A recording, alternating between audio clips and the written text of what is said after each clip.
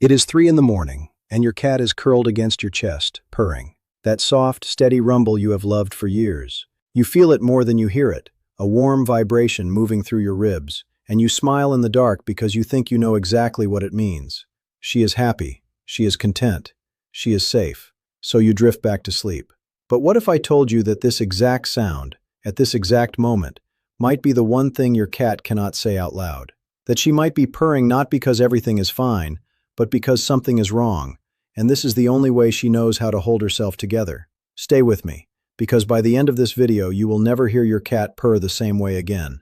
And I promise you, before we are done, I am going to teach you the one simple thing you can check tonight, in the next 10 minutes, that tells you whether the purr in your home is the sound of joy or the sound of a cat quietly asking for help. Here is the truth that 99% of cat owners get wrong. We have been taught, our whole lives, that a purring cat is a happy cat. It is in the cartoons. It is in the storybooks. It is the thing your grandmother told you when you were 5 years old and a cat climbed into your lap. And most of the time, that is true. But most of the time is not all of the time. And the gap between those two things, that narrow, quiet gap, is where cats suffer in silence, while the people who love them most sit right beside them and never know. Because cats do not only purr when they are happy. Cats also purr when they are frightened. Cats purr when they are in pain. Cats purr when they are sick, when they are exhausted, when they are trying to comfort themselves through something they cannot escape. A mother cat purrs while giving birth. A cat purrs at the veterinarian, trembling on a cold steel table. A cat with a broken bone will purr. A cat that is dying will sometimes purr right up until the end. And if that unsettles you, good. It should. Because it means the sound we trust the most is also the sound that can fool us the most. So let me tell you about a cat named Biscuit. Biscuit was an orange tabby, 11 years old, the kind of cat who owned the sunniest corner of the couch and let everyone know it. His owner, a woman named Carol, adored him. And one week, Carol noticed that Biscuit had started purring more than usual. Not less. More. He would sit in the corner of the bedroom, tucked behind the curtain, purring softly to himself. Carol thought it was sweet. She thought he was in a good mood. She would walk past and say, "Look at my happy boy." But Biscuit was not happy. Biscuit was hiding, and Biscuit was purring. And those two things together were a sentence he was trying to speak. It took 3 more days before Carol realized he had barely touched his food. When she finally looked closer, really looked, she saw a cat who was not relaxing in his favorite corner. She saw a cat who had gone somewhere small and quiet to cope with something his body was going through. The purr had not been contentment. The purr had been him, holding on. We will come back to Biscuit, but before we do, let me tell you about a second cat, because 2 stories from 2 different homes will show you how universal this really is. There was a young gray cat named Pepper, barely 3 years old, who lived with a couple in a small apartment. Pepper had always been a loud, social cat, the kind who greeted you at the door and purred at full volume the second you sat down. But one evening her owner, a man named David, noticed that Pepper's purr had changed. It had not gotten quieter. If anything, it had gotten more constant, almost droning, and it was coming from the bathroom, of all places. David found her sitting on the cold tile behind the toilet, tucked into the narrowest gap in the room, purring steadily to herself in the dark. She was not asking for attention. She was not greeting anyone. She had gone somewhere small and hard and hidden, and she was making that sound alone. David almost walked away. It was such a gentle, familiar sound, but something about the wrongness of the place stopped him. A social cat, purring alone, in the coldest corner of the apartment. That contradiction was the whole message, and thankfully, David heard it. We will hold on to Pepper too, because her story and Biscuit's story end up teaching the same lesson from 2 directions. But first I need you to understand why this happens at all. Why would an animal purr when it is in pain? It sounds backward. It sounds almost cruel, like biology playing a trick on the people trying to help. But once you understand the real reason, it will change the way you listen forever. Scientists have studied the frequency of a cat's purr, and what they found is genuinely astonishing. A cat's purr typically vibrates somewhere between 25 and 150 hertz. And here is the part that stops researchers in their tracks. That exact range of vibration, roughly 25 to 140 hertz, is the same frequency range that has been shown in medical studies to promote tissue healing, to encourage bone density, and to reduce pain and inflammation. Read that again slowly.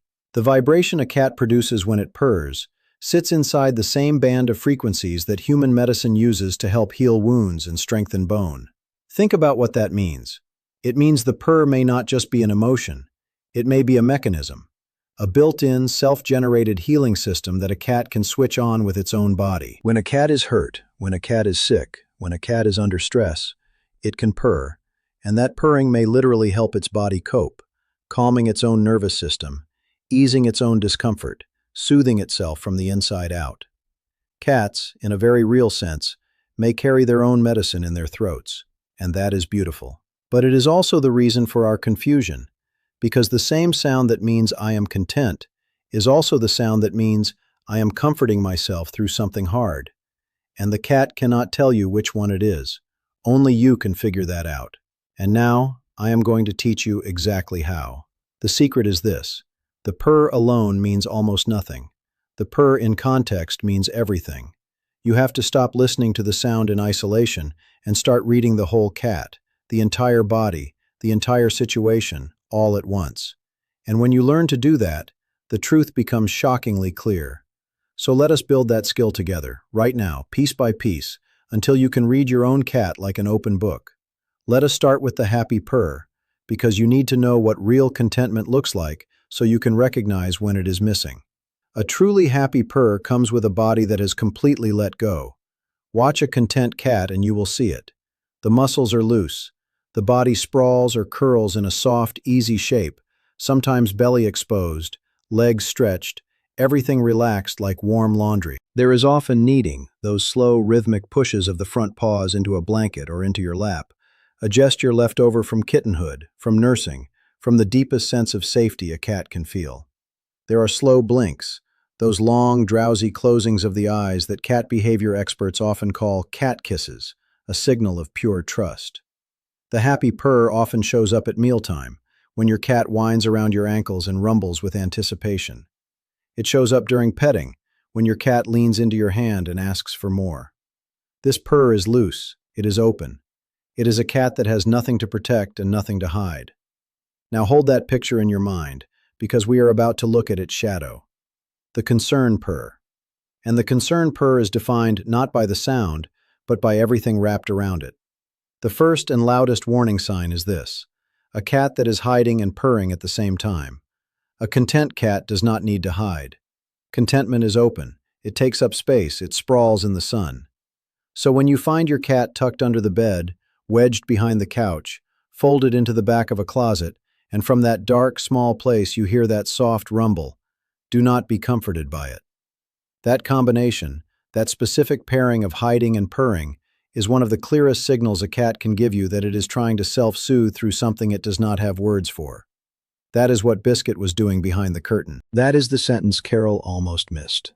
The second sign is the posture. Watch how the body is held. A concern purr often comes from a cat that is hunched, sitting in a tight, compact loaf, with its legs tucked completely underneath and its shoulders drawn up. It sits very still, unnaturally still. Not the melting stillness of a napping cat, but a braced, guarded stillness, as if movement itself costs something. A happy cat flows. A struggling cat freezes.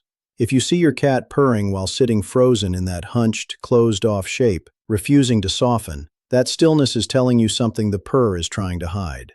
The third sign lives in the face, and this is where most people never think to look: the ears and the whiskers.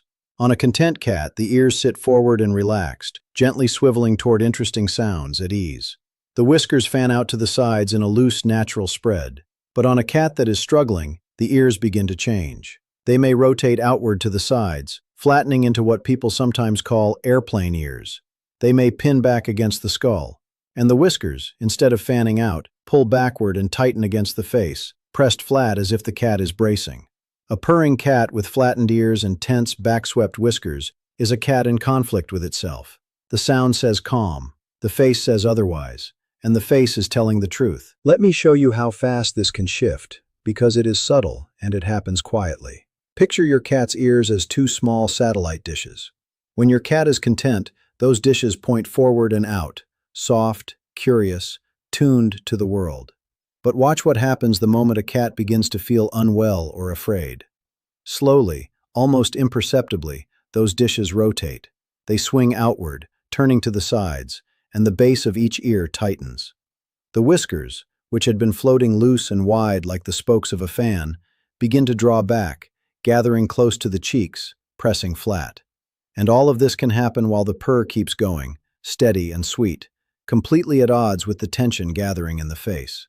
This is why you cannot trust the sound alone. The ears and whiskers are wired to the cat's true emotional state in a way the purr sometimes is not. Learn to glance at that little face, at the angle of those ears, at the set of those whiskers, and you will catch things the sound will always try to smooth over. The fourth sign is the tail, and the tail is one of the most honest parts of a cat's entire body. A relaxed, content cat holds its tail in a soft, easy way, maybe curled loosely around itself, maybe swaying gently, the tip relaxed. But a cat in distress often wraps its tail tight around its own body, clamped close, almost like a person hugging their own knees. Or the tail goes rigid and still. When you see a purring cat with its tail clamped tightly against itself, pulled in, protective, that tail is contradicting the purr, and once again the tail is not lying. Now let me give you the two situations that should always stop you cold, no matter what else you see. The first is a cat purring at the veterinarian. I want you to remember this the next time you are in that little exam room and your cat starts to purr on the table, and you feel that flush of relief and you think, "Oh good, she is not scared, she is fine." Please, gently, let go of that idea. Many veterinarians will tell you that a cat purring on the exam table is very often a frightened cat, a stressed cat, a cat using the only self-soothing tool it has to survive a terrifying moment. The purr in that room is almost never happiness. It is a cat holding itself together in a place that smells like fear. And the second situation is the one that saved Biscuit, in the end. A cat that purrs while refusing food. This one matters enormously. Cats are creatures of appetite and routine. When a cat stops eating, or eats far less than normal, and yet still sits there purring, that purr is not the purr of a satisfied animal. It is very often a cat comforting itself while something inside makes eating feel wrong. The purr plus the untouched bowl is one of the most important pairings you will ever learn to see. It is a contradiction, and contradictions in cat behavior are where the truth hides. This is exactly what David finally noticed about Pepper.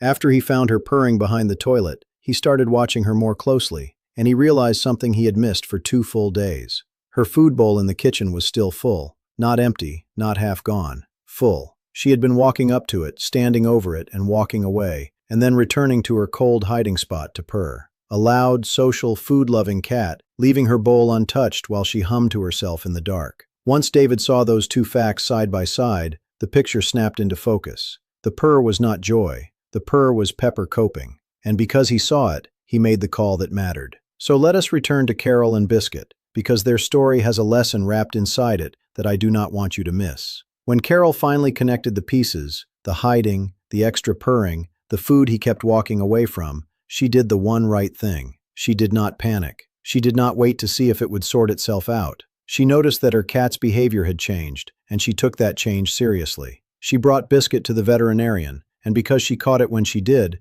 Biscuit had time on his side. That is the whole point. Carol did not need to be a doctor. She did not need to diagnose anything. She only needed to read her cat honestly, to see past the sound she wanted to hear, and to recognize that the purr had changed its meaning. And that brings me to the single most important idea in this entire video, the thing I want tattooed in your memory. You are not looking for a disease. You are looking for a change. You do not need to know what is wrong. You are not a veterinarian, and you should never try to be. What you need to become is an expert in your own specific cat, in your cat's normal, in the ordinary daily rhythm of that one animal you love. Because the real signal is never the purr by itself. The real signal is a purr that has started behaving differently than it used to. Think about it this way. If your cat has purred happily at mealtime every single day for 6 years, that is his normal, and it means nothing alarming. But if your cat suddenly starts purring in the closet, alone, in a hunched little shape, with his ears turned out and his food untouched, and this is new, this is different, this is not who he usually is, then that change is the message. Behavior change is the whole language. A cat that begins hiding when it never used to. A cat whose purr has migrated from your warm lap to a cold, dark corner. A cat that now purrs through mealtimes it no longer finishes. A cat holding a new tension in its ears, its whiskers, its tail, that was never there before. You know your cat's baseline better than anyone alive, and when that baseline shifts, when the sweet, familiar sound starts showing up in the wrong places, attached to the wrong postures, that is the moment to pay attention. That is the moment to call your veterinarian and let a professional take it from there. Not because every purr is an emergency, most are not, but because a purr that has changed its context is a sentence your cat is speaking, and now, finally, you know how to read it. Let me put the whole language together for you one more time so it locks into place. When your cat purrs, do not ask, "Is my cat happy?" Ask instead, "What is the rest of my cat doing?" Look at the body. Is it loose and open or hunched and braced? Look at the location. Is your cat out in the open with you or tucked away in a small dark place? Look at the ears. Forward and soft or flattened and turned out? Look at the whiskers. Fanned and relaxed or pulled back and tight? Look at the tail. Loose and easy or clamped hard against the body? And look at the food. Eating normally or walking away from a full bowl while still rumbling that soft, familiar sound. Put those together all at once, and the purr stops being a mystery. The context tells you everything the sound alone never could. There is something almost tender about all of this when you really sit with it. Your cat cannot tell you it hurts. It has no words for stress, no way to say, "I feel wrong today."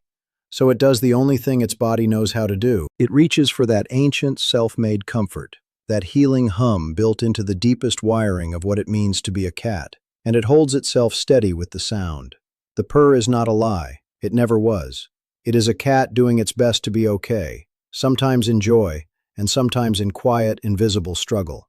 And the fact that you now know the difference, that you can now hear both meanings inside that one gentle sound, is one of the greatest gifts you can give the animal that trusts you completely.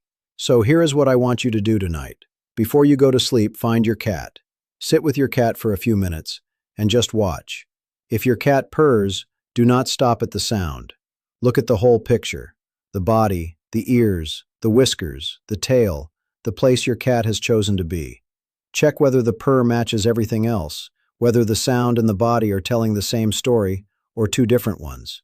Notice what your cat's normal looks like right now, tonight, so that if it ever changes, you will be the one who sees it first. Because the person who catches the change early is the person who gives their cat the most precious thing of all: time. Remember Biscuit, hiding behind that curtain, purring to himself, trying to say something in the only voice he had. Remember Pepper on the cold bathroom tile, humming alone with a full bowl waiting in the kitchen. Two cats, two different homes. The same quiet message hidden inside the same gentle sound. They were the lucky ones, because the people who loved them finally learned to listen past the purr. Now you have learned it too. So tonight, go find your cat, sit down beside them, and really listen. Not just to the purr, to everything around it. Your cat has been telling you the truth this whole time. Tonight is the night you finally understand every word.